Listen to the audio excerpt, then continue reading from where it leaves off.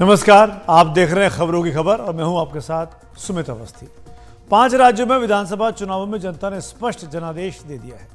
4 राज्यों में तो सत्ता विरोधी लहर थी और सीएम के सिंहासन तक खिल गए। 5 में से 3 राज्यों में बीजेपी को जोरदार बहुमत मिला और तेलंगाना में कांग्रेस को तो मिजोरम में जेडपीएम को स्पष्ट बहुमत मिल चुका है। अब इन राज्यों में सबकी निगाह इस बात पर है कि मुख्यमंत्री किसे बनाया जाएगा। राजस्थान, मध्य प्रदेश और छत्तीसगढ़ में शानदार जीत के साथ सत्ता में आई बीजेपी ने विधानसभा चुनावों से पहले ही किसी को भी मुख्यमंत्री पद के दावेदार के तौर पर पेश नहीं किया था। सभी जगह पर बीजेपी ने यह चुनाव प्रधानमंत्री नरेंद्र मोदी के नाम पर ही लड़ा। इन तीनों ही राज्यों में बीजेपी की बम्पर जीत के बाद अब कई दिग्गजों के नाम मुख्यमंत्री पद के लिए हवा में है और कौन इस रेस में आगे है, कोई पीछे चल रहा है, इस पर आज हम बात करने वाले हैं। लेकिन बीजेपी आला कमान ने इस रेस को लेकर इस मुद्दे पर अब चुप्पी साधकर सस्पेंस को और बढ़ा दिया है।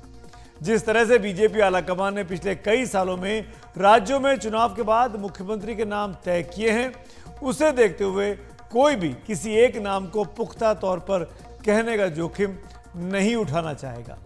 इसके बावजूद चर्चा तो करनी ही पड़ेगी, चर्चा तो लाजमी भी है। सभी राज्यों में जनता को भी बेसब्री से इंतजार है अपने नए मुख्यमंत्री का नाम जानने का। तो आइए सबसे पहले बात करते हैं मध्य प्रदेश की। राज्य में बीजेपी ने कमाल करके दिखाया है। शिवराज सरकार को लेकर उठ रहे तमाम सवालों को जनता ने नकार दिया और एक बार फिर बीजेपी को ही वो सत्ता में ले आई। बीजेपी ने 230 की विधानसभा में से 163 सीटें जीती हैं।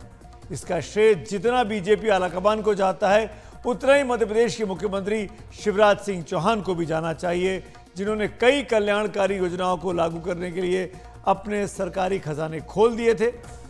मामा के नाम से चर्चित शिवराज चौहान ने चुनाव में अंत तक कई भावुक अपील की और खास तौर पर लाडली बहनों के नाम पर की गई उनकी अपील शायद उनके सबसे काम आए।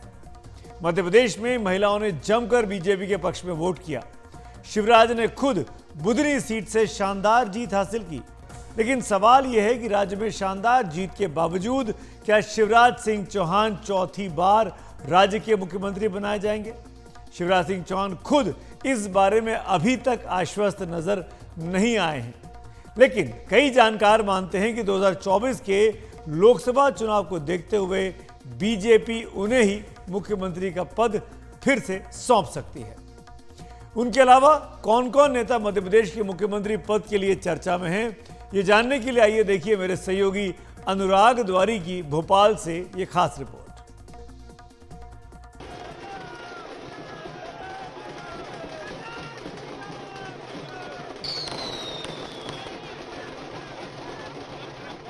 मध्य प्रदेश की 163 सीटें जीतकर बीजेपी ने 2/3 से ज्यादा बहुमत हासिल किया है। नारे भी लगे एमपी के मन में मोदी। तो अब सवाल है कि कौन बनेगा मध्य प्रदेश का नया मुखिया। इस बार किसी एक नेता के चेहरे पर नहीं बल्कि सामूहिक नेतृत्व के सहारे पार्टी ने चुनाव लड़ा। विधानसभा चुनाव में 2 केंद्रीय मंत्री सहित कुल 5 सांसदों ने जीत हासिल की। इनमें से केंद्रीय मंत्री नरेंद्र सिंह तोमर, प्रहलाद पटेल चुनाव जीतकर मुख्यमंत्री की रेस में हैं। वहीं ज्योतिरादित्य सिंधिया, कैलाश विजयवर्गीय, बीजेपी प्रदेश अध्यक्ष वीडी शर्मा भी मुख्यमंत्री पद के दावेदार हैं। तोमर चुनाव प्रबंधन समिति के संयोजक थे, लेकिन बेटे के वायरल वीडियो से उनकी दावेदारी कमजोर हुई है। प्रहलाद पटेल कद्दावर ओबीसी नेता हैं, लेकिन उनका रुख सख्त है और उनकी छवि सर्वमान्य नहीं है। कैलाश विजयवर्गीय रेस में है, लेकिन कई बार अनर्गल बयानबाजी और बंगाल के नतीजे उनकी राह का रोड़ा हैं। वीडी शर्मा की रणनीति सुर्खियों में है, लेकिन ब्राह्मण होने की वजह से उनको आगे लाने पर सवाल हो सकते हैं। सिंधिया भी इस रेस में बहुत आगे हैं, लेकिन एक तो वो कांग्रेसी पृष्ठभूमि से हैं, दूसरा उनके नाम पर प्रदेश में गुटबाजी हो सकती है। हालांकि हर नेता का यही कहना है वो रेस में नहीं है।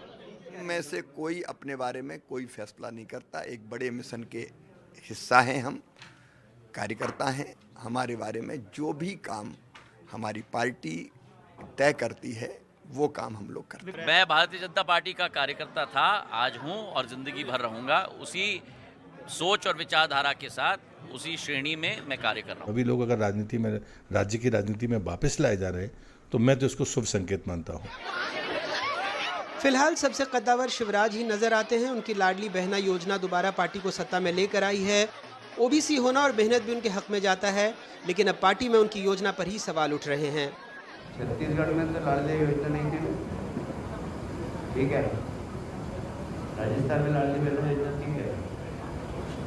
ऐसा है कि योजनाओं का सबका थोड़ा थोड़ा असर पड़ता है, ऐसा नहीं कह रहा हूँ बिल्कुल नहीं पड़ा, पर कुछ लोग बिल्कुल पेंट करने में लगे हुए हैं। आप में से आपके पत्रकार मित्र ये सिर्फ सरकार इसीलिए आई, मैं उनको बताना चाहता हूँ। मध्य प्रदेश के मुख्यमंत्री का फैसला दिल्ली में संसदीय बोर्ड की बैठक में होगा और हो सकता है कि इसके लिए पर्यवेक्षकों की नियुक्ति जल्द हो जाए, लेकिन हम इतना बता सकते हैं कि ये सारी कवायद 16 दिसंबर से पहले हो ही जाएगी। भोपाल में अपनी सहयोगी अमृतांशी जोशी और कैमरा पर्सन रिजवान खान के साथ अनुराग द्वारी, एनडीटीवी इंडिया। बीजेपी की सीटों का सफर जो 115 से बढ़कर 163 तक पहुंचा है, उसके पीछे बहुत से जानकार ये भी कह रहे हैं कि क्योंकि किसी का नाम नहीं आगे किया गया मुख्यमंत्री पद के लिए, इसीलिए इतना बड़ा मैंडेट मिला, क्योंकि ज़मीन पर मुख्यमंत्री के नाम को लेकर, शिवराज सिंह के नाम को लेकर कहीं ना कहीं इस बात को लेकर आम जनता में भाव था कि अब फटीक फैक्टर आ गया है, उबाऊ चेहरा हो गया, कोई नया चेहरा चाहिए। इसीलिए नाम ना प्रोजेक्ट करना बताया जाता है बहुत से लोगों के द्वारा, बहुत से जानकारों के द्वारा। बीजेपी के लिए ये जुआ था, ये बहुत ही फायदेमंद साबित हुआ। लेकिन तमाम चुनौतियों के बावजूद सबसे बड़ा दांव शिवराज सिंह चौहान का ही इस वक्त दिखाई देता है। इस पर मध्य प्रदेश के वरिष्ठ पत्रकार गिरिजा शंकर की ये राय आपको सुननी चाहिए। मुझे लगता है कि सरप्राइज जैसी कोई जरूरत नहीं है मध्य प्रदेश में, क्योंकि यहाँ पर जो मुख्यमंत्री हैं वो लगातार परफॉर्म करते रहे हैं। उनकी योजनाओं को लेकर जो चुनाव में जिस तरह बीजेपी की जिस तरह सफलता मिली है, और उनकी योजनाओं का उल्लेख प्रधानमंत्री अपने चुनावी भाषण में करते रहे हैं, तो इसलिए मुझे नहीं लगता कि इस नाम पर कोई विचार करने की जरूरत है। और इसीलिए आप देखेंगे कि मध्य प्रदेश में मुख्यमंत्री के नाम के दावेदार हम जरूर बता रहे हैं, लेकिन किसी तरह की कोई दावेदारी सामने नहीं है, किसी तरह की कोई हलचल नहीं है, किसी तरह के विधायकों की बैठक या कोई इस तरह की जो हलचलें हैं जो राजस्थान में हो रही हैं, मध्य प्रदेश में नहीं है। तो मुझे लगता है कि यहाँ पर बहुत स्मूथ तरीके से शिवराज सिंह अगले मुख्यमंत्री के रूप में पार्टी की पसंद होंगे। किनारे करने के लिए कोई वजह होती है, ठीक है, वोट शिवराज के नाम पर पड़े या मोदी के नाम पर पड़े, ये अलग मुद्दा है, लेकिन उनको मुख्यमंत्री नहीं बनाने का कोई तो वजह होगी ना। जब कोई वजह नहीं है तो फिर किसी और नाम पर चर्चा का या किसी और नाम पर विचार का मेरे लिहाज से तो कोई ऐसी गुंजाइश नहीं देखता मैं। उधर राजस्थान में पुरानी रवायत कायम रही, सत्ता फिर पलटी और इस बार बाजी बीजेपी के हाथ लगी।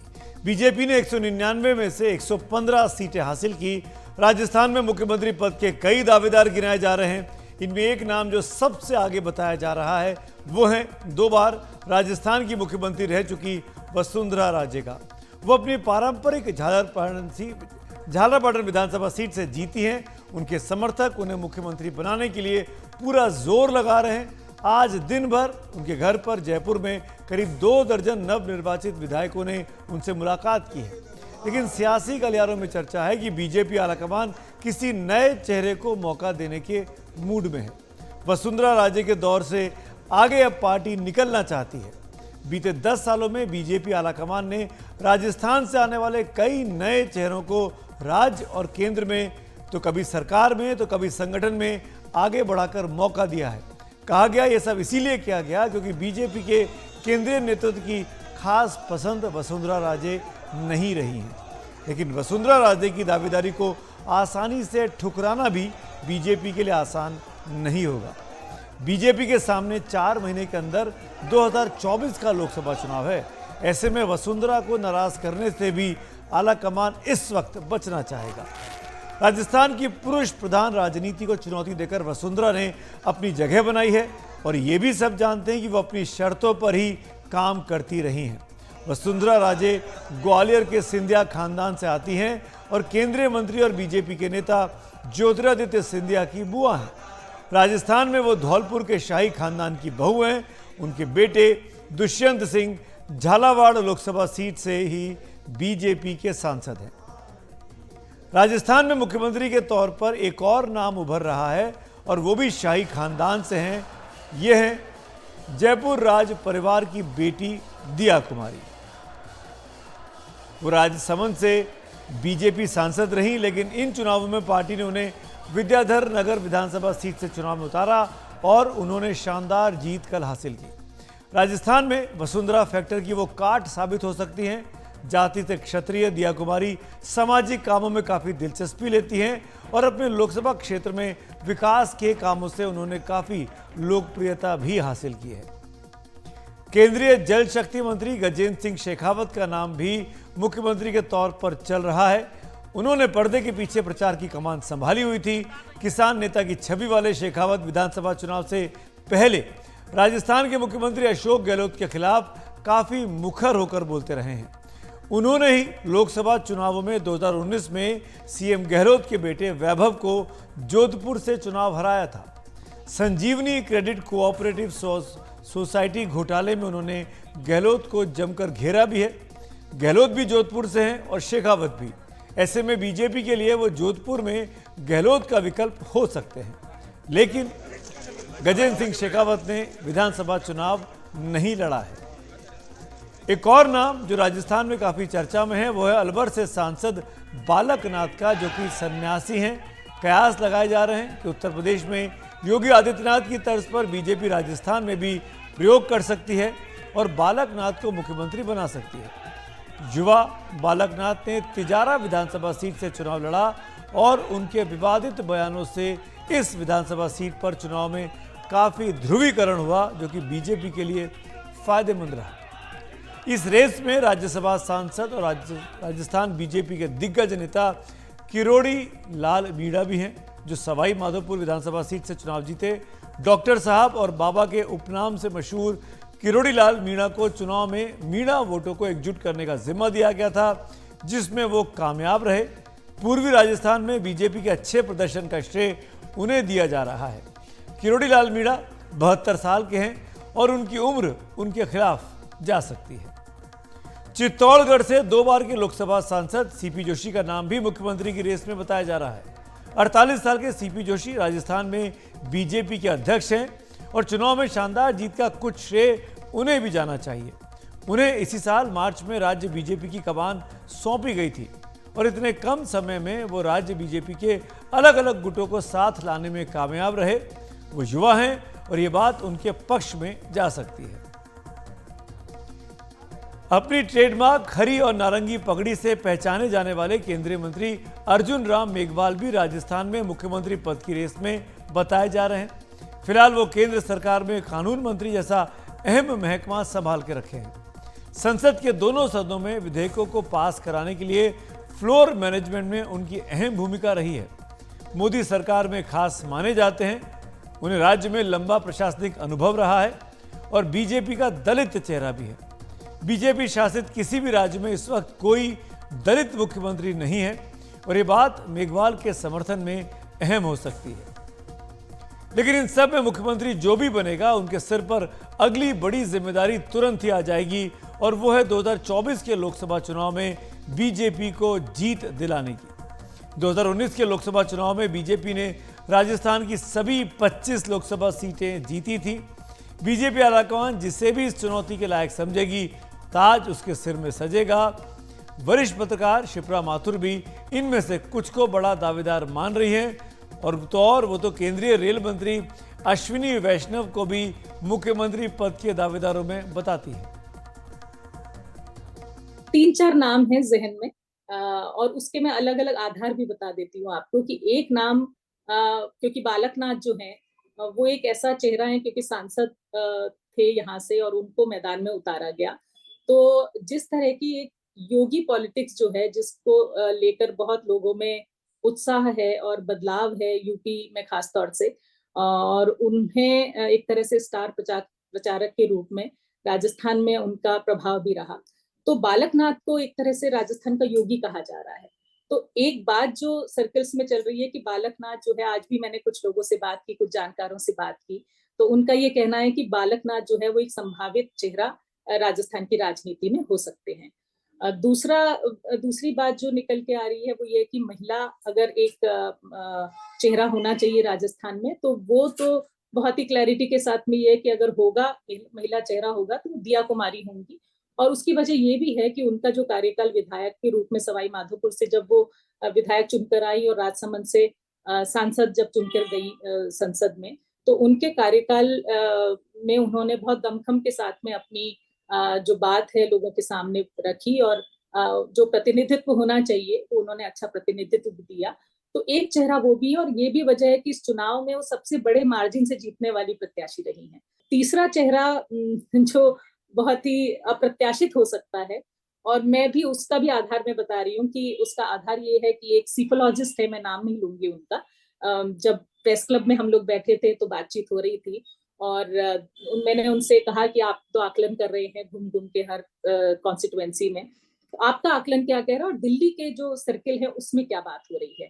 तो उन्होंने बदले में मुझसे पूछा कि पहले आप बताइए कि आपके मन में क्या है। मैंने कहा मेरा आकलन के आधार पर नहीं, मैं मन के आधार पर ये कह रही हूँ कि राजस्थान को अश्विनी वैष्णव जैसा चेहरा जो है उसकी दरकार है राजस्थान को। तो उन्होंने मुझे पलट के तुरंत ये जवाब दिया कि उनका नाम भी जबान पर है लोगों के, क्योंकि वो एक टेक्नोक्रेट है और रेलवे मंत्री के रूप में बहुत अपनी एक साख उन्होंने बनाई है। राजस्थान में क्योंकि इलेक्शन के दौरान ही एक बहुत बड़ी रैली जो है वो हुई जिसमें कि अश्विनी वैष्णव ने उसको संबोधित किया, तो वो कयास लगाए जा रहे थे कि क्या वो चुनाव लड़ेंगे, उन्हें लड़वाया जाएगा चुनाव, लेकिन ऐसा तो नहीं हुआ। चुनाव तो उन्होंने नहीं लड़ा है क्योंकि लेकिन राजस्थान की भूमि से वो आते हैं, तो पश्चिमी राजस्थान के इलाके से वो आते हैं। तो एक जो अपेक्षा है, जो मन की बात है, वो ये है कि ऐसा चेहरा जो कि राजस्थान को एक अलग मुकाम पर लेके जाए। और अब बात तीसरे राज्य छत्तीसगढ़ की कर लेते हैं। छत्तीसगढ़ का उलटफेर खुद कांग्रेस को भी चौंकाने वाला रहा। कई जानकार और एग्जिट पोल मान रहे थे कि छत्तीसगढ़ में कांग्रेस लौटेगी, लेकिन जनता का मूड कुछ और ही निकला। बीजेपी ने 90 में से 54 सीटें जीत ली। मुख्यमंत्री भूपेश बघेल की तमाम कोशिशें बेकार रह गई। अब मुख्यमंत्री बनाने की बारी बीजेपी की है, लेकिन बीजेपी ये ताज किसके सर रखेगी ये साफ नहीं है। 3 बार छत्तीसगढ़ के मुख्यमंत्री रह चुके वरिष्ठ नेता रमन सिंह दौड़ में हैं, लेकिन उनके चेहरे पर वो विश्वास नहीं दिख रहा जो ये बताए कि कमान उन्हें ही सौंपी जाएगी। रमन सिंह अभी बीजेपी के राष्ट्रीय उपाध्यक्ष हैं। बीजेपी सरकार में भी वो राज्य मंत्री रह चुके हैं, लेकिन इस बार उन्हें ताज मिलने के रास्ते में कई दूसरे नाम आ गए हैं। इनमें से एक नाम है अरुण साहब का, जो बिलासपुर की लोरमी सीट से जीते हैं। पिछड़ी जाति के प्रतिनिधि हैं और अगर बीजेपी ओबीसी हितैषी होने के संदेश देना चाहेगी तो उनके सिर मुख्यमंत्री का ताज रखा जा सकता है। छत्तीसगढ़ में आदिवासी वोटों की अहमियत को देखते हुए बीजेपी मुख्यमंत्री की कमान विष्णुदेव साय को भी सौंप सकती है। वो कुनकुरी से 25,000 से ज्यादा वोटों से जीते हैं। 2020 में वो प्रदेश बीजेपी अध्यक्ष नियुक्त किए गए। बीजेपी के पूर्व प्रदेश अध्यक्ष विष्णुदेव साय मोदी सरकार के पहले दौर में इस्पात राज्य मंत्री रहे हैं। राज्य बीजेपी में वो दिग्गज नेता रहे हैं और डॉक्टर रमन सिंह के करीबी माने जाते हैं। अगर बीजेपी किसी आदिवासी और महिला के नेता पर नाम पर दांव खेलती है तो आदिवासी मामलों की राज्य मंत्री रेणुका सिंह मुख्यमंत्री पद के लिए आलाकमान की पसंद हो सकती है। आदिवासी समाज में वो एक प्रभावी नेता रही हैं। फिलहाल केंद्र में राज्य मंत्री हैं और 2003 में पहली बार विधायक चुनी गई थी। इस बार वो भरतपुर सोनहत सीट से चुनाव जीती हैं। इनके अलावा एक नाम पूर्व प्रशासनिक अधिकारी ओपी चौधरी का भी चल रहा है, जो रायगढ़ से विधानसभा चुनाव जीते हैं। उन्हें केंद्रीय गृह मंत्री अमित शाह का करीबी बताया जाता है। वो रायपुर के कलेक्टर रह चुके हैं। इन विधानसभा चुनावों में मुख्यमंत्री भूपेश बघेल को चुनौती देने वाले बीजेपी सांसद विजय बघेल भी चर्चा में हैं। वो दुर्ग लोकसभा सीट से सांसद हैं। उन्होंने अपने ही चाचा को पाटन विधानसभा सीट से चुनौती दी, लेकिन वो चुनाव हार गए। चाचा मतलब उनकी मुख्यमंत्री भूपेश बघेल। चाचा भतीजे की लड़ाई हुई थी, भतीजा चुनाव हार गया, लेकिन बीजेपी आलाकमान हारे हुए व्यक्ति को भी कई बार कमान सौंप देती है। हमने देखा है उत्तराखंड में धामी साहब चुनाव हार गए थे, लेकिन चुनाव हारने के बावजूद भी मुख्यमंत्री उन्हें बनाया गया।